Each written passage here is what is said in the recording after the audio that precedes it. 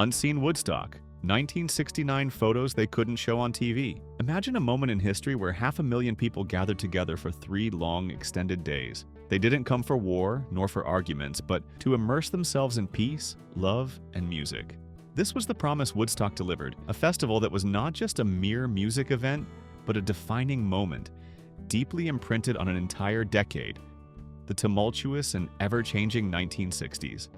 The 60s, an era of lofty ideals, of desires for freedom and self-expression, and Woodstock became the ultimate symbol of that spirit. But do you really know about Woodstock? Or do you only know what has been retold through books and films? Behind the iconic performances, the legendary faces on stage, and the passionate crowds that made history, there are untold stories and hidden moments deep in the shadows of time. These Woodstock photos, they were kept hidden for a specific reason, a reason you might not expect. And trust me, what they reveal about this iconic festival might truly shock you. Exactly 56 years ago, on August 15, 1969, an unprecedented event took place. Over 400,000 people converged on a peaceful farm in Bethel, New York. And to capture this historic moment, a talented photographer was there, witnessing and seizing every vibration of this cultural phenomenon. That was Baron Wolman. He captured unseen moments, hidden angles few knew about, but these photos were not immediately released. It wasn't until June 2014, almost half a century later, that some of his hidden photos were finally revealed in a special exhibition in London. Will these photos completely change the way we view Woodstock forever? Do we truly understand the essence of this legendary festival, or just a beautified version over time? Let's delve into discovering the raw truth behind this legend right now. The dream is born. Let's rewind to the summer of 1969. A summer unlike any other in history. It was a time when the air was filled with change, from politics and society to culture. And against that backdrop, millions of young people with free and yearning souls embarked on a journey. They didn't just wear the vibrant tie-dye clothes and bell-bottoms typical of the era, with their long hair flowing freely in the wind, but they also carried a common spirit. The spirit of change, of peace, and of music. And in that special summer, 500,000 people from every corner of the country flocked to a seemingly ordinary farm in upstate New York. They had no idea they were on their way to an event that would forever change their lives and go down in history as a symbol of a generation. But this grand dream, Woodstock, didn't just appear out of nowhere. It was nurtured and realized by a group of ambitious and talented young people. This was not the product of a large corporation or a long-established organization, but the idea of 4 young men. These 4 men, all in the prime of their 20s, saw a future that many others couldn't imagine. They were John Roberts, Joel Roseman, Artie Kornfeld, and Michael Lang. Each of them brought a crucial piece to build the massive puzzle called Woodstock. They were a generation of innovators who witnessed the continuous evolution of music.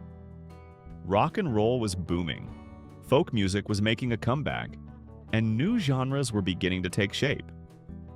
Along with that was the explosion of new technologies, from sound systems to media, all setting the stage for organizing an unprecedented large-scale event.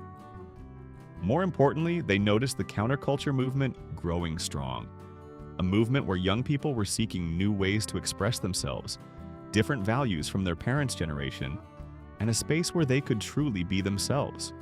They knew that something truly big was about to explode, and they wanted to be the ones to ignite that explosion. To turn this vision into reality, they collaborated. And this collaboration had a surprisingly solid foundation for young people like them. Michael Lang was not an unfamiliar name in the festival organizing scene. Before Woodstock, he had successfully organized a large-scale music festival in Miami, demonstrating his ability and experience in managing live music events. Artie Kornfeld, on the other hand, had an equally impressive resume in the music industry. He was the youngest vice president at Capitol Records, one of the world's leading record labels, which showed his vision for music and ability to connect with artists. The other two, John Roberts and Joel Roseman, were talented entrepreneurs from New York City. They brought sharp business acumen, financial management skills, and strategic vision. With the perfect combination of event organizing experience, music industry knowledge, and business talent, these four young men together founded a company called Woodstock Ventures. Their goal was by no means small: to create the largest, grandest music festival in the world. However, the path to the dream is never easy. The first and biggest challenge Woodstock Ventures faced was finding a suitable location. The initial plan was to host the festival in Wallkill, New York. They had imagined an ideal setting where hundreds of thousands of people could gather. But that dream quickly shattered. Local residents in Wallkill, especially older residents, were extremely concerned. They didn't want thousands of hippies flooding their small town. Fears about security issues, public order, and especially strong opposition to the Vietnam War that the counterculture movement represented led to fierce protests from the local community. The pressure from the community and local authorities was too great, causing the plan in Wallkill to fail. With only a month left before the scheduled festival date, Woodstock Ventures found itself in an extremely difficult situation. An entire grand dream was on the verge of collapse. It was in that seemingly hopeless moment that a surprising savior appeared. That was Max Yasgur, a kind and generous dairy farmer. He not only had a big heart, but also owned an even bigger field. His farm in Bethel, New York, a peaceful area with rolling hills and vast space, turned out to be the perfect setting for this magical event. Max Yasgur's agreement not only saved the festival, but also became an inseparable part of the Woodstock legend. He didn't just lease his land, but also welcomed hundreds of thousands of young people with an open and trusting attitude. This was a testament to the spirit of the era, where generosity and kindness could overcome all barriers and prejudices. And so, the Woodstock dream, after many challenges, finally found its home, ready for a historic event about to unfold. What did you imagine Woodstock would be like before knowing about the actual events that took place? Share with us in the comments. Chaos and untold challenges. As hundreds of thousands of people began to flock to Max Yasgur's farm in Bethel, New York, the excitement and anticipation quickly gave way to a harsh reality. Logistical nightmares began to emerge everywhere. The organizers, despite their best efforts, clearly underestimated the scale and speed of the incoming crowd. Ticket booths were still unfinished, not completed in time. The main entrances to the festival were not properly controlled, and most importantly, the fences erected could not maintain order against a sea of people pouring in. The harsh truth was, people arrived before everything was ready. They didn't wait, they simply came. With gates overrun and no way to control ticket collection, the organizers faced an extremely difficult decision, one that would shape Woodstock's history and also their financial fate. They were forced to turn Woodstock into a free concert. This decision, while bringing endless joy to hundreds of thousands of attendees, also meant that they had lost a fortune. Estimated millions of dollars in ticket revenue were not collected, putting Woodstock Ventures on the brink of bankruptcy. However, some of the losses were later offset by the resounding success of the festival's documentary, which won an Oscar and became a cultural icon. Not only were there ticket issues, but the roads leading to the festival also became a horrifying challenge. The entire area around Bethel, New York experienced a terrible traffic jam. Thousands of cars were stuck on highways and rural roads, forming endless lines. This situation was so severe that many attendees had to abandon their cars in the middle of the road and walk for miles to reach the festival site. Some even took advantage of the traffic jam to organize mini Woodstocks right there, turning congested roads into spontaneous spaces of music and friendship, demonstrating the adaptability and optimism of this generation. Upon reaching the festival, attendees faced harsh living conditions that few had anticipated. Sanitation was one of the biggest challenges. Organizers prepared only 600 restrooms for over 400,000 people. That meant one restroom had to serve about 650 people, a terrible ratio. You can imagine the inconvenience and scarcity. Long lines of people waited, and sanitary conditions quickly deteriorated severely, becoming one of the festival's downsides. Next was the issue of food and water, a severe shortage. Demand was too high while supply was limited. There are stories told of a woman who brought milk to share with the crowd, an act demonstrating a strong community spirit. However, the downside of the scarcity was inflated prices. The price increase for hamburgers caused small riots, showing that tension and fatigue had begun to appear within the massive crowd. And then, harsh weather also arrived. Continuous heavy rain turned the entire festival area into a giant mud pit.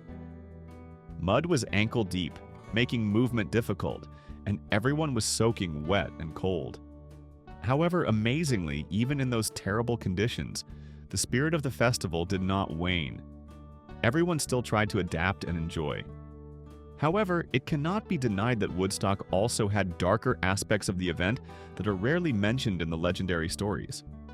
One of the most common images of Woodstock is nudity, which many viewed as an expression of freedom, a breaking of social norms, and a way to connect with nature and oneself. However, the media at the time exaggerated the extent of nudity, as well as the widespread use of drugs. Psychedelic drugs, especially LSD, were openly and commonly used, contributing to a trippy atmosphere at the festival, but also leading to many unwanted problems. More sadly, the festival also witnessed heartbreaking losses. 2 people died during Woodstock, one from a drug overdose and another from a tractor accident.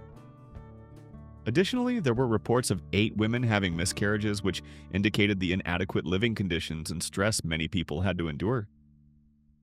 The impact of Woodstock was not limited to the attendees. The local community, and especially farmer Max Yasgur, faced serious consequences.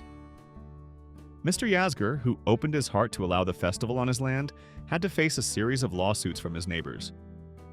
Furthermore, his dairy cows, the family's main source of income, were severely traumatized by the noise, crowd, and chaos, to the point that they stopped producing milk for a whole month. This caused significant damage to him. In the end, Max Yasgur, though praised for his kindness, also refused to host any more festivals on his land, showing the burden he had to bear. And we cannot forget the environmental disaster the festival left behind. Woodstock, despite its message of peace, created a significant environmental mess. Piles of garbage, from leftover food, bottles, old clothes to personal belongings, lingered on the field for months after the festival ended, requiring a huge effort to clean up and restore. To better understand the darker side of large-scale festivals, we can quickly compare with Woodstock '99. This festival, held years after the original, became a true disaster, plagued by violence and a lot of negativity. Rolling Stone magazine even called it a nightmare. This shows that controlling and maintaining a peaceful spirit in a large-scale event is an immense challenge, and Woodstock 1969, despite many problems, was truly a miracle in terms of maintaining internal order and peace. What do you think was the biggest difficulty attendees of Woodstock 1969 faced? Share your answer in the comments below. The spirit of Woodstock, light amidst chaos. After exploring the challenges and darker sides of Woodstock, what truly made this festival legendary was an astonishing aspect: its incredible peace. Despite the event's colossal scale, 500,000 people gathered on a muddy field, lacking everything, and the extremely harsh living conditions, Woodstock is still remembered as a remarkably peaceful event. The miracle is that no major violence whatsoever was reported throughout the 3 days of the festival. This is almost unbelievable when thinking about such a massive crowd, especially in a society stressed by war and social movements. What created that peace? It was the extraordinary community spirit and sharing. In the context of food and water shortages and cramped spaces, festival goers spontaneously shared food, water, and shelter. They didn't just look out for themselves, but also cared for each other, creating an incredible display of compassion and solidarity. People were seen helping strangers set up tents, sharing every piece of bread, every drop of water, every raincoat. This spirit transformed a chaotic event into a temporary community where everyone overcame difficulties together. One of the groups that significantly contributed to maintaining this positive spirit was Hog Farm. This was a hippie commune known for its free lifestyle and community helping spirit. They played an extremely important role in keeping the spirit of Woodstock high. The Hog Farm group created a playground for children right within the festival, providing a safe and fun space for kids who came with their parents. They also operated a free kitchen, providing food for the hungry without charge. Importantly, they also set up a special area for people suffering from bad drug trips, where those with drug-related issues could receive support and care in a safe environment, instead of being abandoned or endangered. The presence of Hog Farm was clear evidence of self-governance and humanity within the Woodstock community. That spirit even deeply impressed the local police force. The Monticello police chief, who faced an unprecedented situation, publicly praised the hippies attending the festival. He called them the bravest, kindest, and best-behaved young people he had ever seen. This was truly surprising, especially given the negative stereotypes about hippies at the time. There was even a memorable scene. Hippies helped push their police car out of traffic congestion, an act demonstrating cooperation and goodwill that transcended social prejudices. Woodstock was also a place where new ideas spread. Swami Satchidananda, an Indian yoga guru, performed the opening ceremony of the festival. With his presence, he introduced yoga and meditation to a generation of young Westerners eager for new ways of thinking and living. In a tumultuous era, when traditional values were being challenged, these spiritual practices offered a new path to find inner peace and connect with oneself, contributing to the development of the spiritual movement in the West. Above all, Woodstock was a symbol of the power of music and the anti-war spirit. The festival took place against the backdrop of the Vietnam War raging fiercely, a war that deeply divided American society and the world. Hundreds of thousands of young people gathered at Woodstock, not just to listen to music, but also to express their stance. The festival was a space for them to come together, connect through music, and express their opposition to violence and war. Music at Woodstock was not just entertainment, it became a powerful tool for political and social change. Artists used their stage to send messages of peace, anti-war sentiment, and calls for a better world. Iconic songs like Gimme Shelter by the Rolling Stones or Jimi Hendrix's highly symbolic performance of Star-Spangled Banner all echoed the strong messages of a generation yearning for peace. The spirit of Woodstock was not just the sum of music and parties. It was a reflection of a collective consciousness, where hundreds of thousands of individuals together created a shared experience of freedom, acceptance, and hope. It was a place where prejudices were cast aside, where people could find a common voice in the music and in the desire for a nonviolent world. It was this combination of logistical chaos and spiritual order that made Woodstock unique and unforgettable. For you, what moment at Woodstock 1969 made you feel most moved and connected? Let's share together. Iconic images and the story behind. Now we'll delve into the heart of the story. The mysterious photos and the stories behind them, captured through the lens of Baron Wolman. This is the most important part to understand the raw truth behind the legend. Each photo is not just a captured moment, it's a story, an emotion, a piece of history. Fences and freedom. Look at this photo, a simple fence, overwhelmed by the crowd, falling down. Initially, the organizers expected only about 50,000 people to attend the festival, and this fence was erected just to estimate that number, as well as to control ticket sales. However, reality proved that they underestimated the public's interest and craving for this event. Hundreds of thousands of people poured in, and the fence, instead of being a barrier, became a symbol of the attendees' overwhelming desire, a symbol of the craving for freedom, transcending all limits.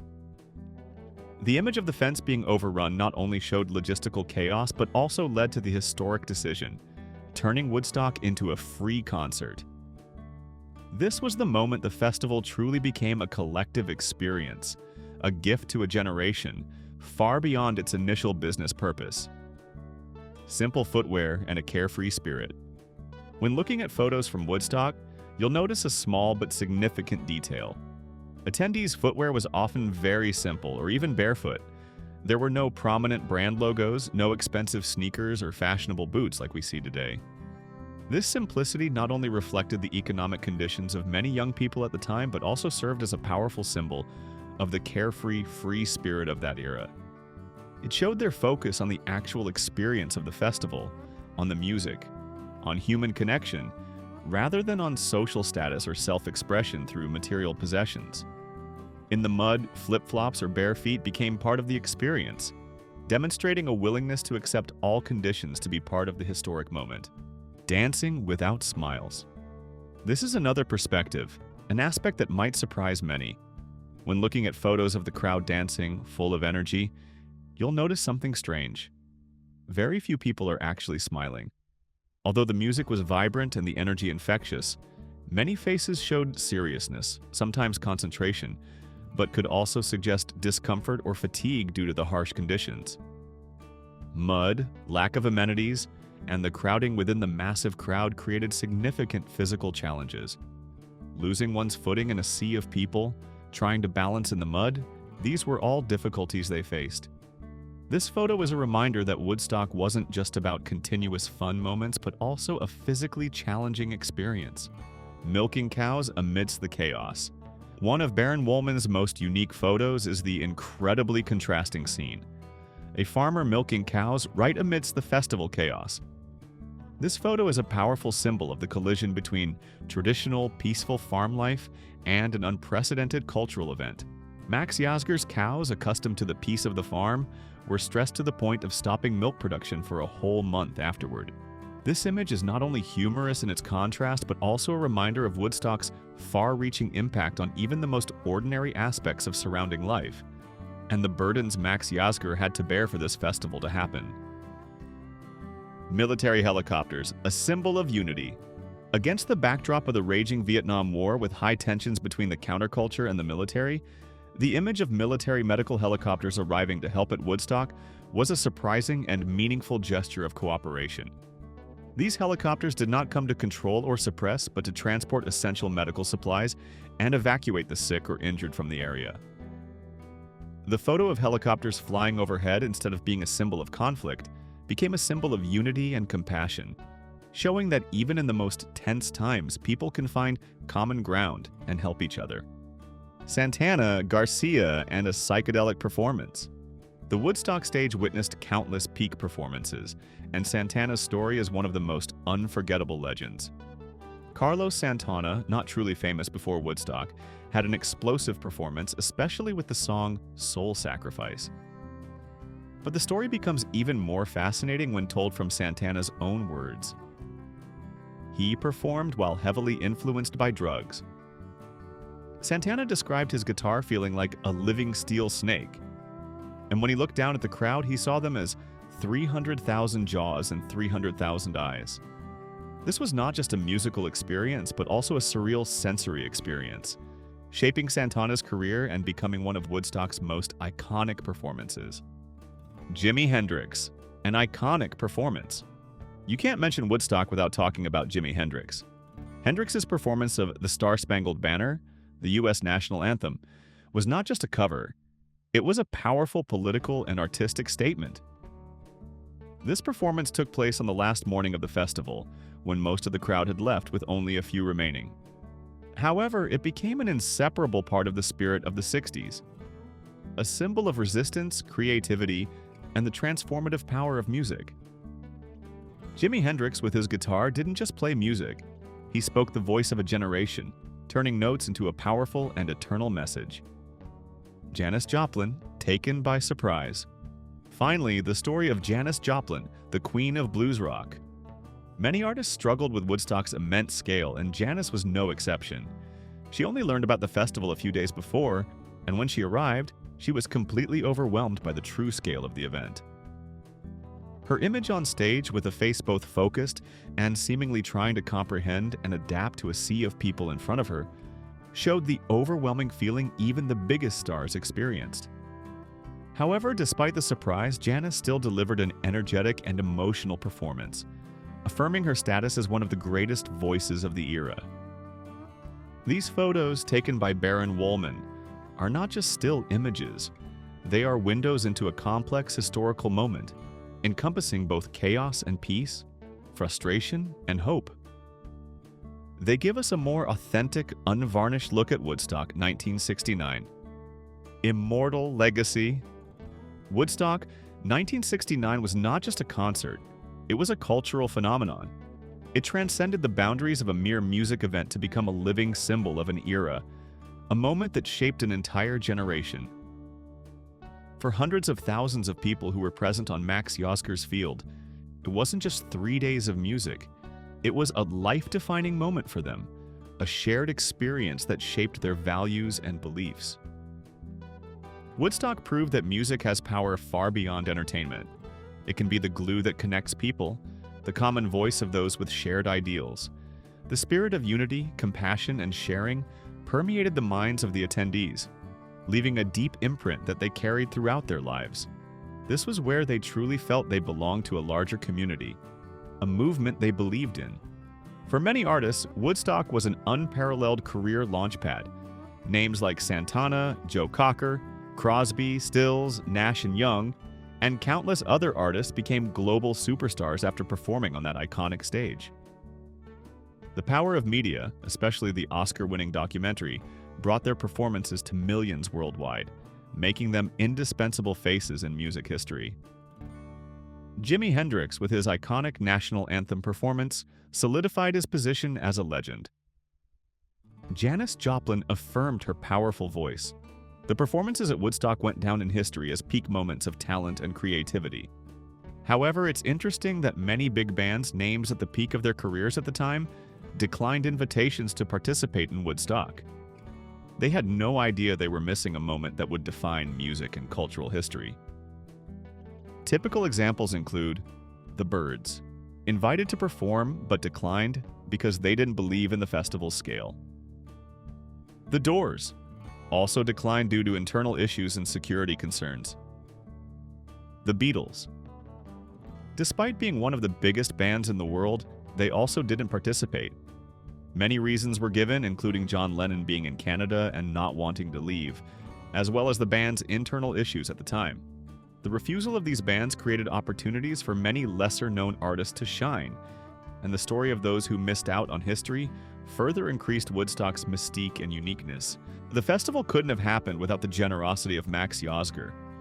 This dairy farmer, with his open heart, defied criticism and lawsuits from neighbors to allow hundreds of thousands of young people to gather on his land. His words on stage at the end of the festival became a symbol of kindness and understanding. "You have shown the world something." 500,000 young people gathered here for 3 days of fun, only music. Those words were not just a confirmation of what happened, but also a praise for the spirit of peace and love that the attendees demonstrated despite all difficulties. Today, the spirit of Woodstock lives on. It's not just a memory of the past, it continues to inspire artists, musicians, and dreamers around the world. Woodstock's music, philosophy, and rebellious spirit still resonate in social movements, in art, and in the hearts of young people today. It reminds us of the power of unity and the ability to create change through peace. And that historic site, Max Yozger's farm, is now the Bethel Wood Center for the Arts. It's not just a museum, but also a modern performing arts center that continues to preserve the festival's spirit and host cultural and musical events. It is a tangible reminder of a unique moment in history, where a farm field became the stage for a cultural revolution. Woodstock 1969 was truly a one-of-a-kind event in human history. It wasn't just a music festival, but an incredible convergence of music, an emerging culture, and profound social change. It captured the spirit of an entire generation, leaving an eternal legacy. So, after exploring the hidden photos and untold stories, what moment from Woodstock impressed you the most? And how do you think that moment shaped the legacy of this legendary festival in your mind? Let us know your thoughts. Share your feelings in the comments section below. If you've loved this meaningful journey back in time, don't forget to subscribe to our channel so you don't miss upcoming videos exploring history and culture. And please share this video with your friends so we can spread Woodstock's immortal message. The message of peace, love, and music. See you in the next video. Until then, stay tuned and keep your spirits high.